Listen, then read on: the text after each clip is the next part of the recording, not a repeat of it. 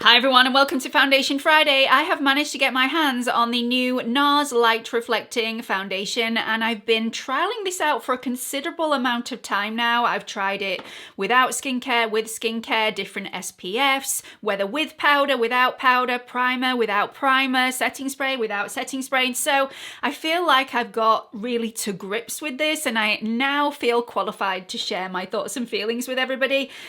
I'm hoping this is going to be the last Radiant foundation that I will be reviewing on my channel for quite some time because there seems to have been a sea of Radiant dewy foundations that have just appeared on the market. This is obviously the new trend that all the way through spring and summer we're going to look dewy and radiant, but every time I get asked a question, I have to look at my notes because I get confused to which one is which. I've tried so many in the last 3 weeks, my mind is blown. So, next Friday, I will be doing a video that is ranking all of the new light reflecting, radiant, dewy foundations that I've reviewed recently because all of them have very similar characteristics. Some look more natural than others, some wear longer than others. So I feel like it would probably benefit everybody if I told you which one was my favorite and then which one was my least favorite and why. So definitely stay tuned for that, but today we're going to be reviewing this little beauty, so let's get on with it. So if you're new here, hi, my name's Gemma. I upload 2 to 3 videos here on YouTube every single week. I'm also on Instagram if you fancy checking me out over there, and I'd really appreciate it if by the end of this video you've enjoyed what you've watched, you found it helpful in some way, you consider clicking on that subscribe button and also the notification bell so you don't miss any future uploads. And if you want to give this video a like, I would really appreciate that as well. So this is the new Nars Light Reflecting Foundation. It'll cost you £37.50 in the UK and you get the standard 30ml or 1 fluid ounce. It comes in 36 different shades, which is quite a diverse shade range, and it will give you medium buildable coverage. This will also give you a natural finish, and it's another skincare based formula which will blur imperfections and texture. It's breathable all day wear and it's suitable for most skin types, including sensitive skin. Now the word there is most, so I will hopefully go into that a little bit more during this review. This is alcohol free, it's fragrance and essential oil free. Let's get some on. So the packaging looks very similar to the Natural Radiant Longwear Foundation from Nars. It just looks like it's been slightly squished from the top, so it's slightly fatter and slightly shorter. I really like it. It's streamlined, it's sleek, it's modern, it's sophisticated. It's just well put together. I really like it. This does have a pump as standard, which I really like, and the pump doesn't pump out a lot of the product at once. So 1 full pump, I would say, is probably half a pump of other foundations, which is definitely welcomed for me. You don't need a lot of this product. It spreads really nicely and the coverage is really nice. So the fact that this doesn't pump out masses of product at a time just means you can personalize the level of coverage that you want without overdoing it and then having to throw product away. So this is a lovely creamy consistency. It's very easy to blend on the skin. Like I said, a little does go a long way. It's very, very spreadable. As per usual, I'm doing half with a brush and 1/2 with a sponge. I tried this with numerous primers. On the day that you're seeing me apply this, I tried it with a silicone primer. I'll show you the results a little bit later on and then show you my recommendations at the end of the video. I also powdered this down slightly, but didn't use a setting spray.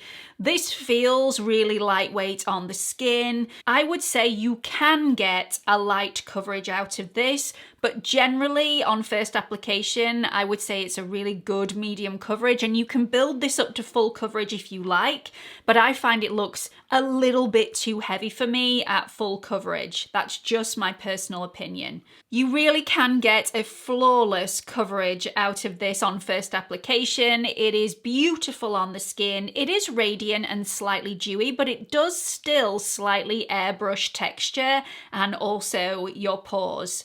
Now, depending depending on the application method that you choose depends on the amount of product that you're going to get through. So if I'm applying this with a sponge, which is a really smooth application, in fact, I find it slightly smoother than a brush application, and a brush is usually my application method of choice.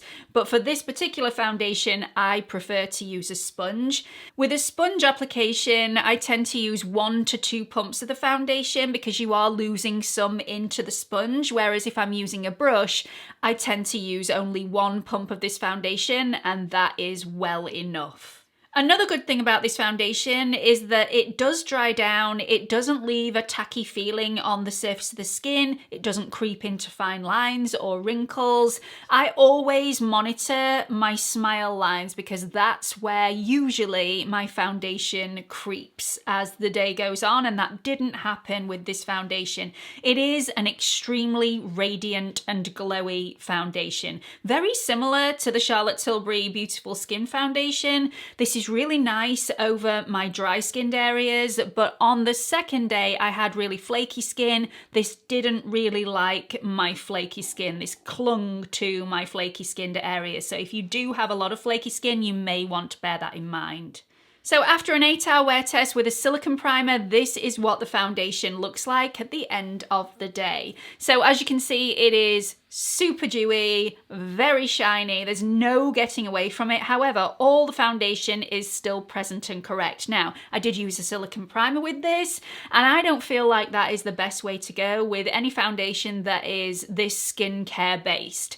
So a skincare based foundation really does need to sink into the skin. It needs to penetrate to become one with the skin, and a silicone primer stops that from happening. So you're not going to get the best out of your foundation. So I would definitely recommend a primer that is more lightweight and not silicone based. If it does have some silicone in it, it's not a big deal as long as it's not really high up on the ingredients list. By using a silicone primer, I found that on day 1, this didn't look that natural. It looked a little heavier in places, and yeah, I didn't like it that much at the end of the day. This second wear test that I did, I collated all the information from the previous days. So I wore skincare, but it was a lightweight skincare.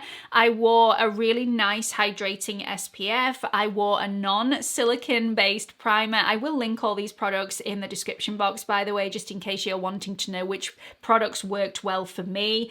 And I did powder this in place.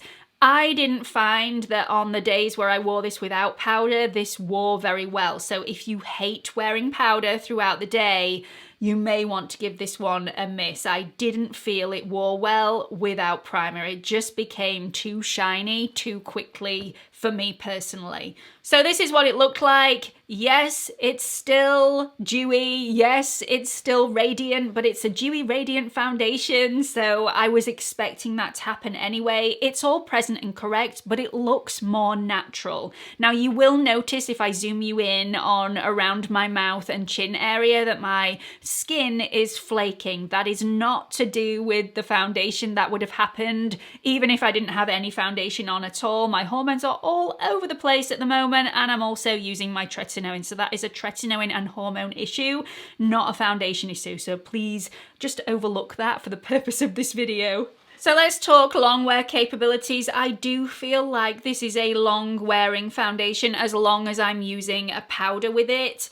I didn't feel like a setting spray really helped the longevity. I got the same sort of result with a setting powder and without. So again, if you don't like using a setting spray but you don't mind using powder, you may want to give this one a try. This didn't oxidize on me, which is a major, major benefit and definite plus point for the NARS foundation. I don't feel like this is going to be suitable for anybody with an oily skin. I just don't feel like you'll get the longevity that you want out of this foundation. However, please correct me if I'm wrong. If you've tried this, you've got oily skin and you love it, please do let everybody know about your experiences in the comments section.